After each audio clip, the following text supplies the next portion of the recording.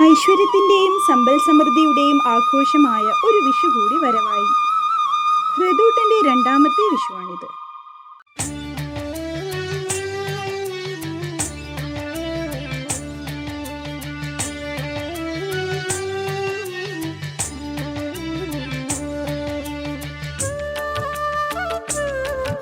ഋതൂട്ടന് പുലർക്കാലത്തുണരുന്ന ശീലമുള്ളതിനാൽ കണി കാണാൻ എഴുന്നേൽപ്പിക്കാൻ വലിയ ബുദ്ധിമുട്ടുണ്ടായില്ല. കണി കണ്ട് ആദ്യമൊന്ന് തൊഴുതെങ്കിലും പിന്നീട് അത് ഞങ്ങളെ ഏൽപ്പിച്ചു.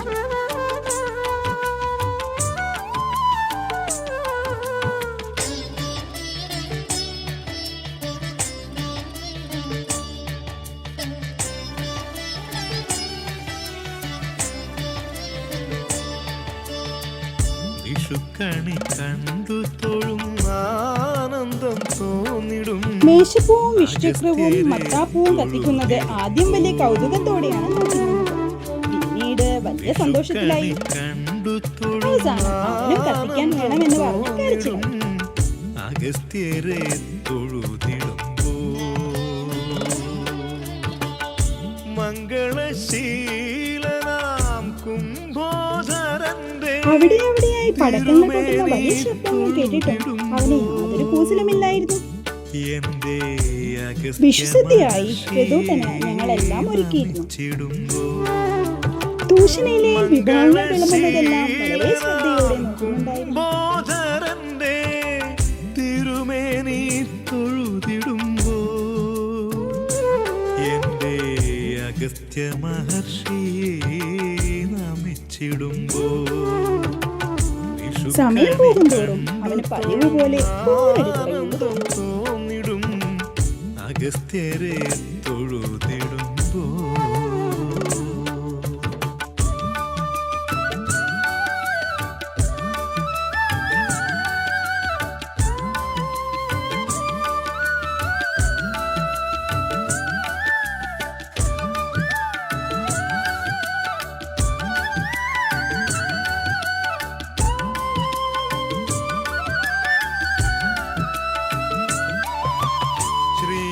ശ്രീരാമദേവന് ദോഷങ്ങളാകലുവാൻ ആദിത്യ ഹൃദയമന്ത്രം ഉപദേശിച്ച മഹാമുനി.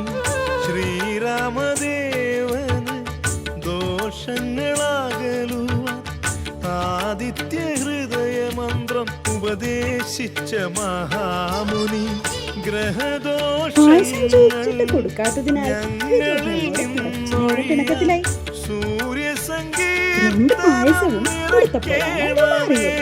എന്റെ അഗസ്ത്യ മഹർഷി തമ്പുരാനേ. അഗസ്ത്യ കുടം വാഴും തമ്പുരാനേ. വിഭവങ്ങൾ ഇഷ്ടപ്പെട്ടതിന്റെ സന്തോഷത്തിലായിരുന്നു പിന്നീടാണ് സദ്യ വയറ് നിറച്ച് കഴിച്ച് ഉടൻ തന്നെ ഉറക്കത്തിലായി.